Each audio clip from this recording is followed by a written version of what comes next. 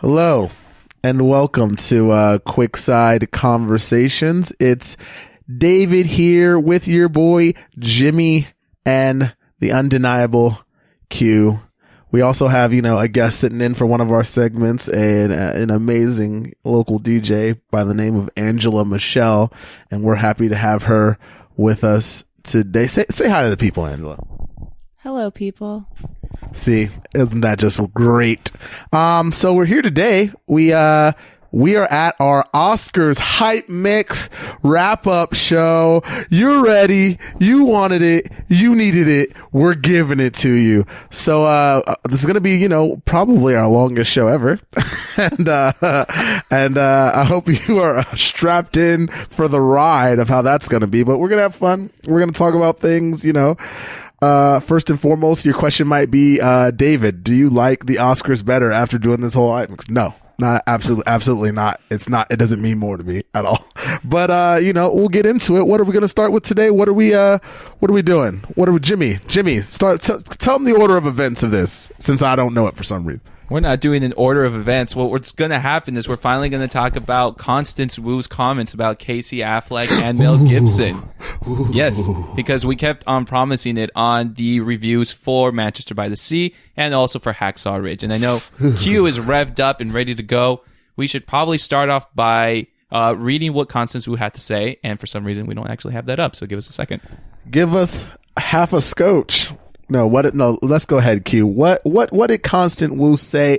Constance, excuse me. She is not the supporting. She is the lead, one of the title leads for the show Fresh Off the Boat, which is also on ABC. So I remember on her comment, she did mention that this was told by her peers that this was a very dangerous move as the Oscars are broadcast on ABC. So, I mean, wow, that was a lot said there.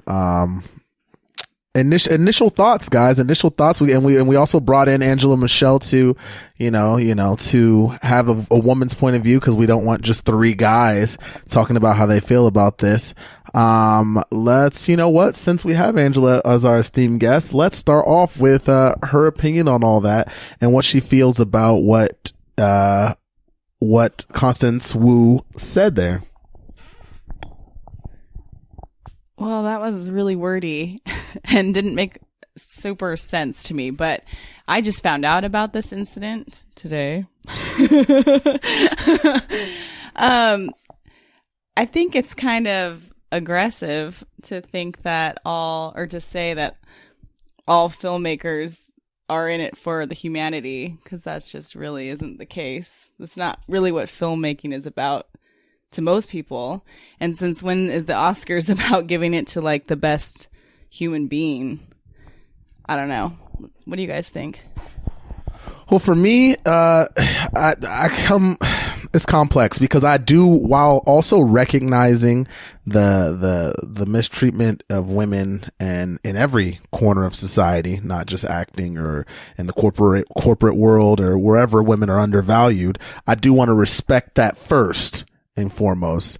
But from this point of view, here's where I have an issue with. So he allegedly sexually harassed a couple women. Maybe groping might have been in the was that in there, Jimmy? Was there some type of... Q said, yeah, that it was. We researched the story, and we're talking about Casey Affleck. So Casey Affleck might have had some inappropriate touching, allegedly sexual harassing with his words, maybe sexual intimidation, I think might have been on there. And this was while he was directing the project with Joaquin Phoenix, which is I'm Not Here, correct? Which this was when I'm Still Here, sorry. When Phoenix was all bearded, big, long-haired, and people actually thought that he was actually going crazy, which seems to happen to artists, I guess. I remember hearing about that, and when we found out it was a movie, everybody was blown away, because I think it was supposed to be a good movie. I admittedly never watched it. Me neither. But you also have to remember that you have to remember that Constance Wu's comments also came around the time. Not only was it on the morning of the nominations being announced, I think it was also the Tuesday after the women's marches that happened all over the nation. Isn't that correct, Q?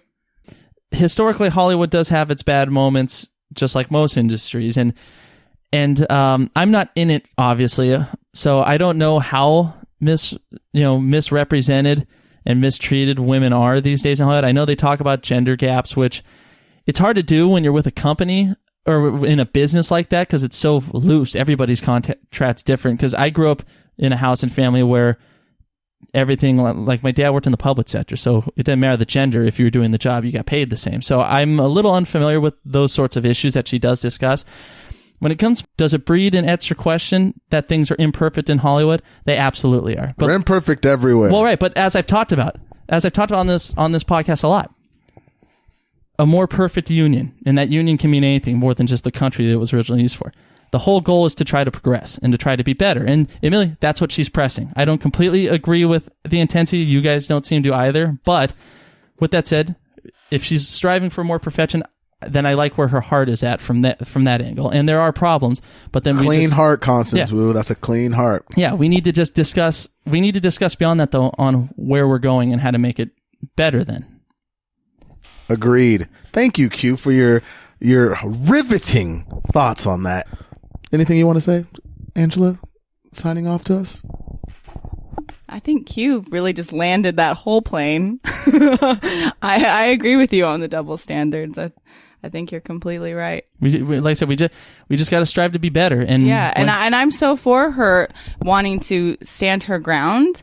I just hope she stays that way and backs it up. Well, I guess. At this point, if you're gonna say all that stuff. Well, yeah, she said it. It's just, and like I said, I'm fine with what she said, but it's where people will take it. It's the reaction from here, because the reaction in a lot of things, everything. People are human beings. Things will happen. Mistakes will be made. Good things will happen. It's all about how one reacts and runs with it from here. So, I like what she brought up. I don't think these people should be kept out of this, especially Mel. In Mel's case, he's been hugging the cactus long enough, as Robert Downey Jr. referred to it. We all need some forgiveness in our lives. Well, who doesn't love a second chance, right? But yeah, come back, kid. City of Stars, David, was the one where he sings on the pier and starts dancing with the older woman, and the guy like slaps Which one's him on audition again? That's the one she sings at the audition. sorry, not to be redundant. But that's the last original song at the end of the movie. The one where she goes, "Here's to the fools who dream." And then City of Stars, the one that's nominated, because I know a lot of people were panicking, going, how's a 50-second song being nominated for it? It's actually the version of the song that's nominated is the duet he does with Emma Stone at the apartment when he's playing piano with her, where they're like laughing in the song and stuff. It's got to be audition for me. Okay, and then... Yeah, audition. I got to tell you, yeah, that Timberlake song in Trolls is catchy as all hell. It was like number one on like the charts. But it needs to not be a song. No.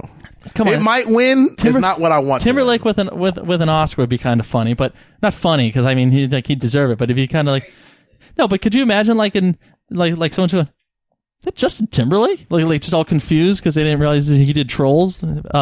But yeah, I would say, you know what's funny? City of Stars has won everything, and I want City of Stars to win, but I feel like the audition one's going to win because it just pulls at the heartstrings of everyone in that industry, and they're the voters of it. So I think that will win, but City of Stars has won most of them, and I like City of Stars a lot.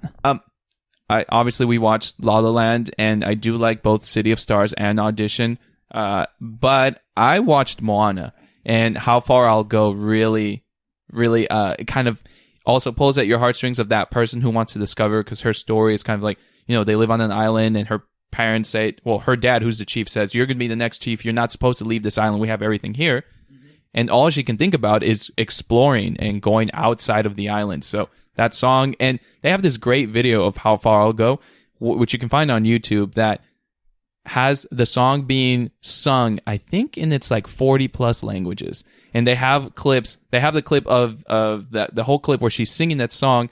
And then on the side, they have like pictures or actual video of the different languages and the people who sang it in those languages. So that's pretty cool. But I think I'll go with City of Stars. I like City of Stars. I remember when we first talked about La La Land. When we first talked about La La Land, I couldn't get their theme, the theme that they had together that he plays. It's when he's inside of the bar. Yes. I couldn't get that one out of my head. But then after listening to it over and over again, City of Stars really gets to you. And I really like the end credit scenes version of it when it's just a guitar and Emma Stone humming. That's a really, really good one. I can at least feel confident in my choice. Yeah, for me on that, weirdly enough, and this might switch up from what I think should win, actual best picture. But if we're talking best original screenplay, just based, on the story, again, it's a story of just the screenplay that hasn't been used before. the story of Hell or High Water might be my favorite actual story From the ones you've watched. from the ones I've watched. Correct. Okay. And I've only seen 3 of those. Yes, exactly. So, I've seen 4 of these. Hell or High Water is my favorite story. Hell or High Water is a great story. La La Land, obviously, right? Manchester by the Sea, I don't know. I'm in the same boat as Q. I really wish I had seen 20th Century Women a lot. I really wish I'd watched it just because I have this love for Elle Fanning just because of Super 8. I just love that.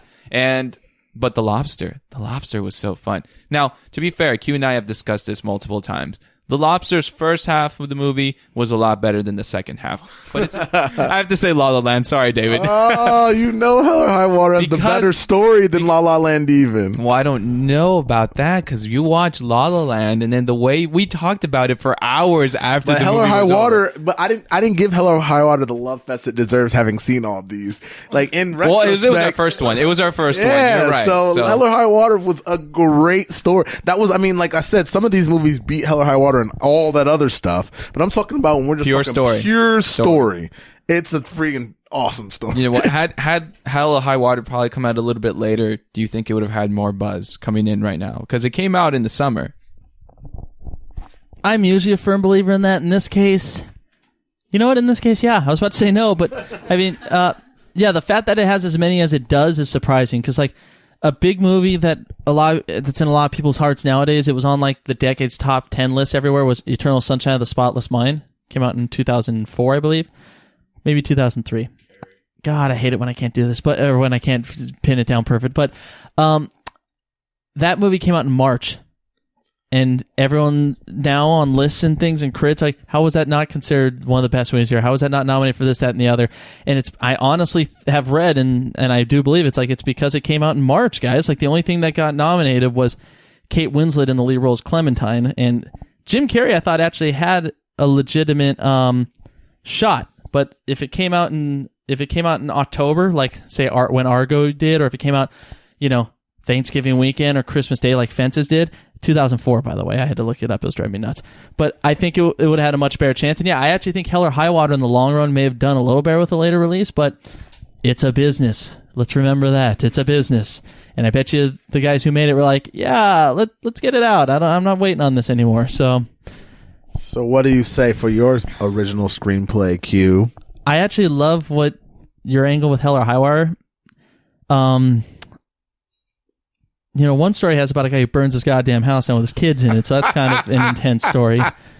That gets even heavier. But I gotta go La La Land. Like I said, I've never seen a movie or a story, or outside of Martin Scorsese and with Hugo, which I thought was the best movie that year, I've never seen a movie so blatantly not afraid or feeling... What's not unashamed? They're not afraid to be, they're not afraid to press just how lovely nostalgia can be and remind you of forgotten eras of film and jazz and things. Perfect. So, Jimmy, anything? Yep. We have an Instagram page, QuickSide Creations. Go follow that. Our Facebook page is also active, so go follow that too. It's been active. I just said that. And QuickSide Creations will be coming to you with content on YouTube, so watch out for that as well.